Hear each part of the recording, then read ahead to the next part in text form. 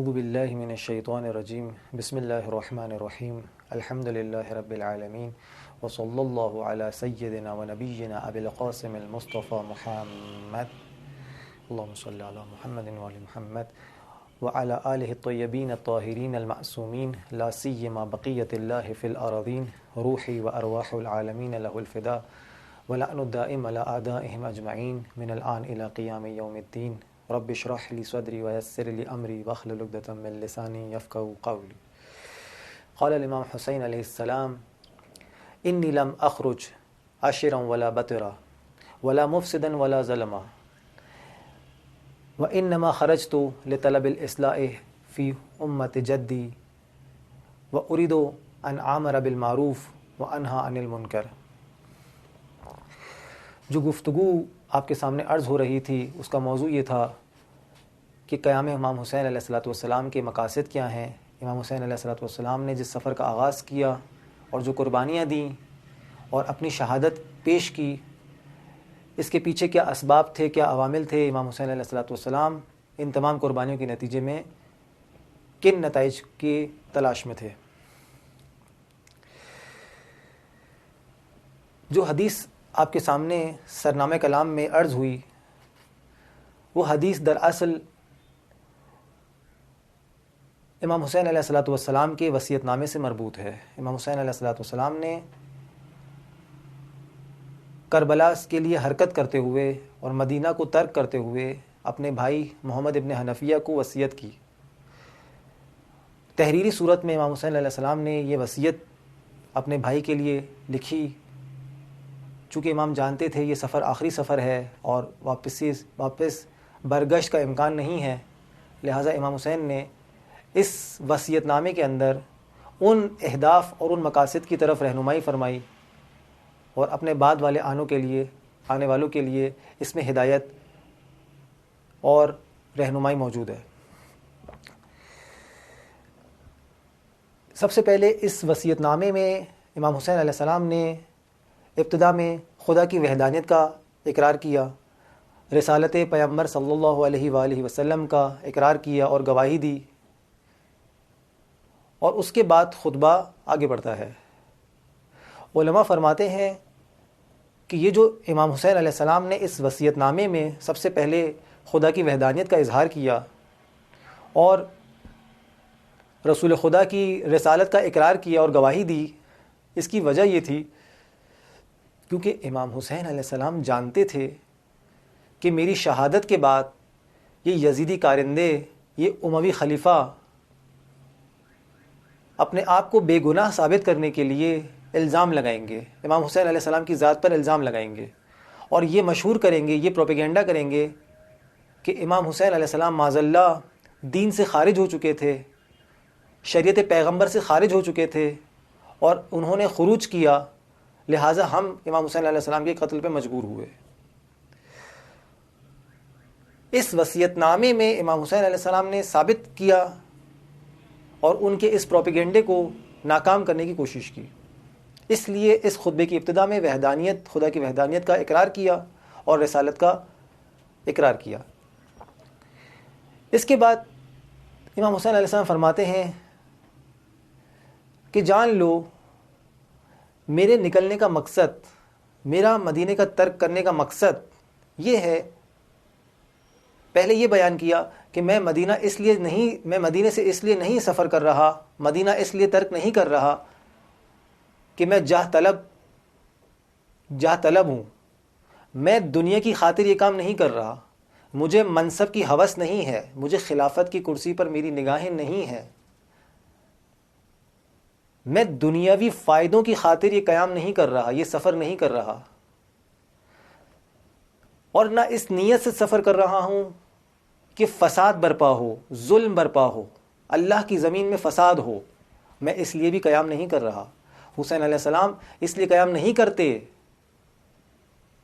کہ خدا نخواستہ معاذ اللہ انہیں خلافت پر نگاہیں ہیں، اور نہ اس لیے قیام کرتے ہیں کہ زمین خدا پر ظلم و فساد ہو. پھر فرماتے ہیں انما خرجت لطلب الاصلاح فی امت جدی، میرے نکلنے کا مقصد یہ ہے کہ میں چاہتا ہوں اپنے نانا رسول خدا کی امت کی اصلاح کروں، اپنے نانا رسول خدا کی امت کی اصلاح فرماؤں. یہ میرا مقصد ہے جس کی خاطر میں اس قیام کو عمل میں لا رہا ہوں. اس کے بعد فرماتے ہیں ارید ان اعمر بالمعروف وانہا عن المنکر، میں نے ارادہ کیا ہے کہ امر بالمعروف کروں اور نہی عن المنکر کروں. اس وصیت نامے پر اگر انسان تھوڑی غور و فکر کرے تو احساس ہوتا ہے کہ امام حسین علیہ السلام نے فقط ایک ہدف کی طرف اشارہ کیا، اور وہ یہ تھا، امت کی اصلاح کرنا چاہتے تھے، امر بالمعروف اور نہی عن المنکر کے ذریعے امت کی اصلاح چاہتے تھے.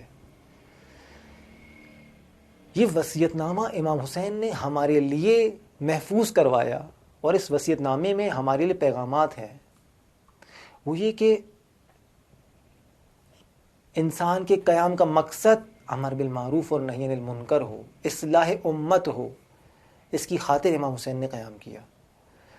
اگر اس خطبے پر ہم غور و فکر کریں تو ایک دلچسپ اور عجیب بات یہ سمجھ آتی ہے کہ امام حسین علیہ السلام نے یہ نہیں کہا کہ میرے قیام کا مقصد یہ ہے کہ مجھے کوفیوں سے امید ہے، کوفیوں سے توقع ہے کہ میرا ساتھ دیں گے، میرے ساتھ چلیں گے، میں ان کی حمایت اور ان کے آسرے پر اور ان کے سہارے سے قیام نہیں کر رہا، یا مجھے کسی اور طائفے اور قبیلے کے سپورٹ کی ضرورت نہیں، اور نہ میں اس امید سے قیام کر رہا ہوں کہ کوئی طائفہ، کوئی قبیلہ میری کمک کرے، میری مدد کرے، مجھے سپورٹ کرے، میری حمایت کرے.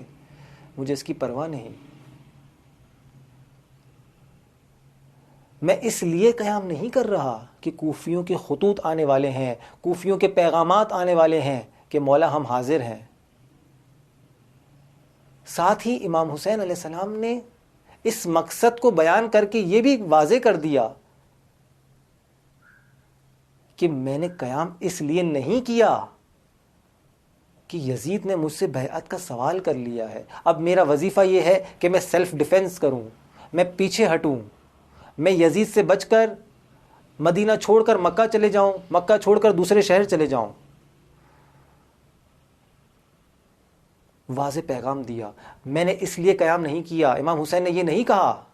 اس وصیت نامے میں امام حسین جب اپنے خروج کا اور اپنے حرکت کا مقصد بیان فرما رہے ہیں، یہاں پر عرض نہیں کیا امام حسین نے کہ میں نے اس لیے قیام کیا ہے کیونکہ یزید نے مجھ سے بیعت کا سوال کر لیا ہے، یزید کا دباؤ ہے مجھ پر، میں چاہتا ہوں اپنے آپ کو محفوظ کروں، اپنے خانوادے کو محفوظ کروں اور ایک محفوظ مقام پر ہجرت کر جاؤں.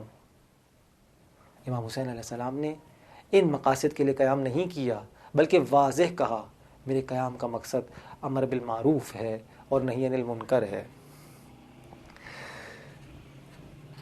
امر بالمعروف اور نہی عن المنکر کی اہمیت کے لیے فقط اتنا جاننا ہی کافی ہے کہ امام حسین علیہ السلام جیسی ذات گرامی اس کی خاطر اپنا خون بہا رہی ہے، اس کی خاطر جوان بیٹوں کے لاشوں کے ٹکڑے اٹھا رہی ہے، اس کی خاطر اپنے با وفا اصحاب کو قربان کر رہی ہے.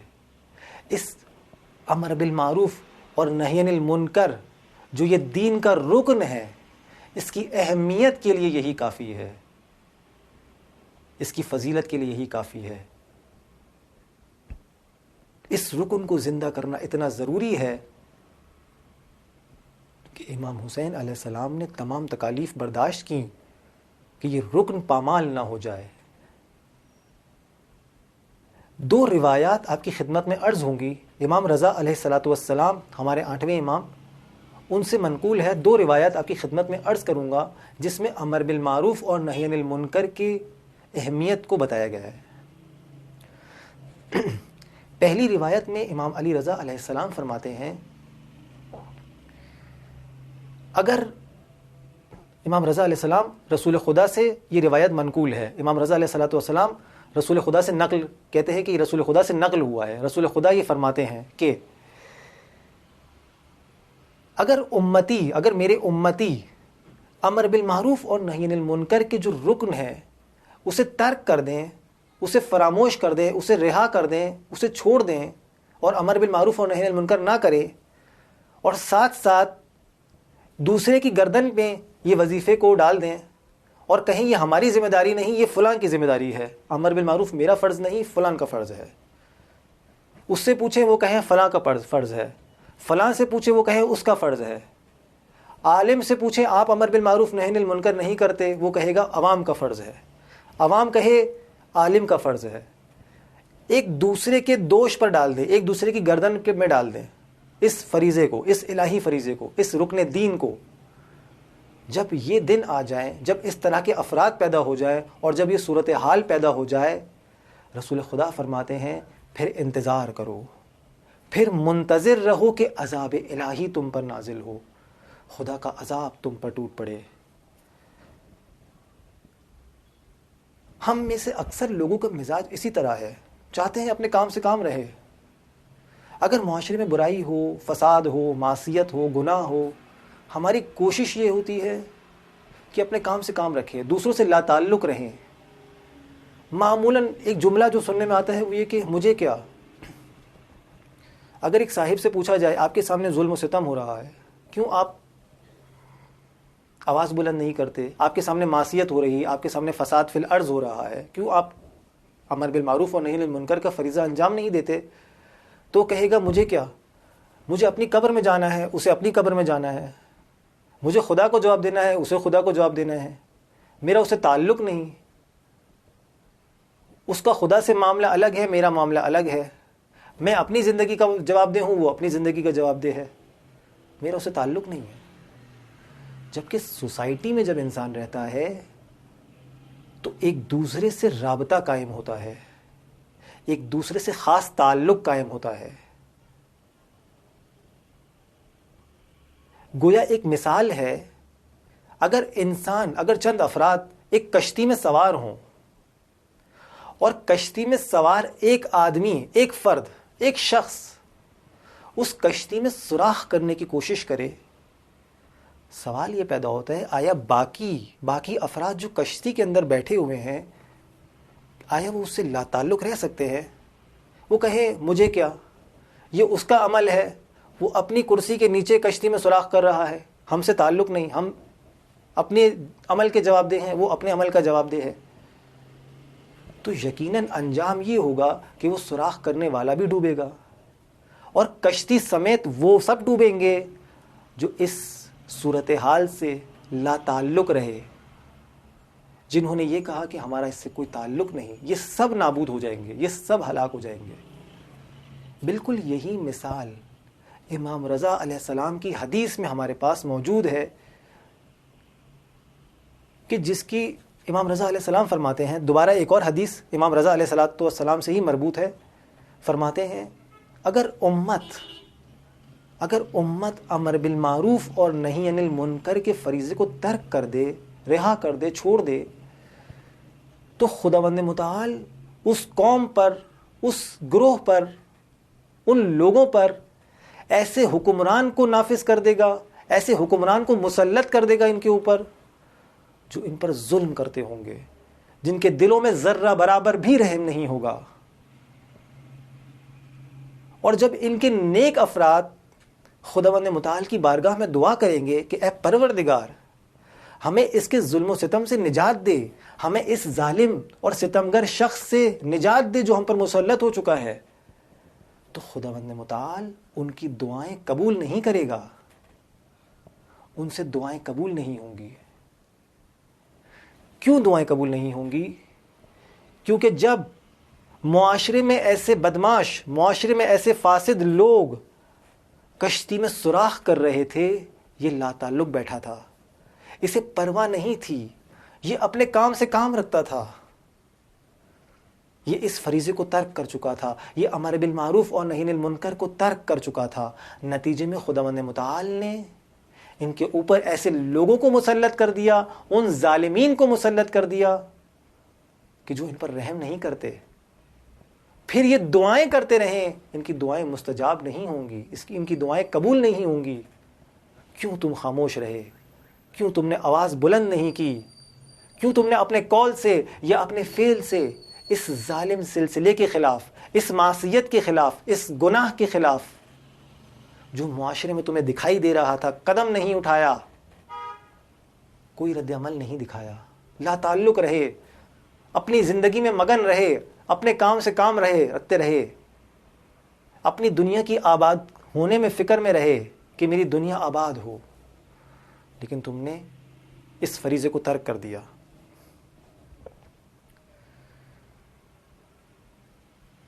امام حسین علیہ السلام نے جو قیام کیا اس کا مقصد امر بالمعروف اور نہی عن المنکر تھا.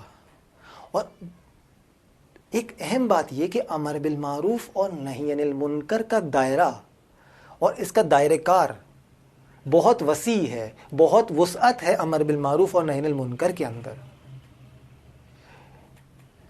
معمولاً ہم امر بالمعروف اور نہی عن المنکر کا دائرہ بہت تنگ محسوس کرتے ہیں. ہمارے ہاں امر بالمعروف اور نہی عن المنکر کے دائرے کو بہت تنگ سمجھا جاتا ہے. مثال کے طور پر اگر ایک بچہ قرآن مجید کے صفحات سے کھیل رہا ہو, قرآن مجید کے پیجز کو خراب کر رہا ہو, ہم جذبات میں آ جاتے ہیں, ہم فوراً سینسیٹیو ہو جاتے ہیں اور اس کے ہاتھ سے قرآن لیتے ہیں اور ایک بلند مقام پر رکھ دیتے ہیں, کیونکہ قرآن کا احترام واجب ہے. ہم سمجھتے ہیں یہ ایک امر بالمعروف اور نہی عن المنکر کی مثال ہے.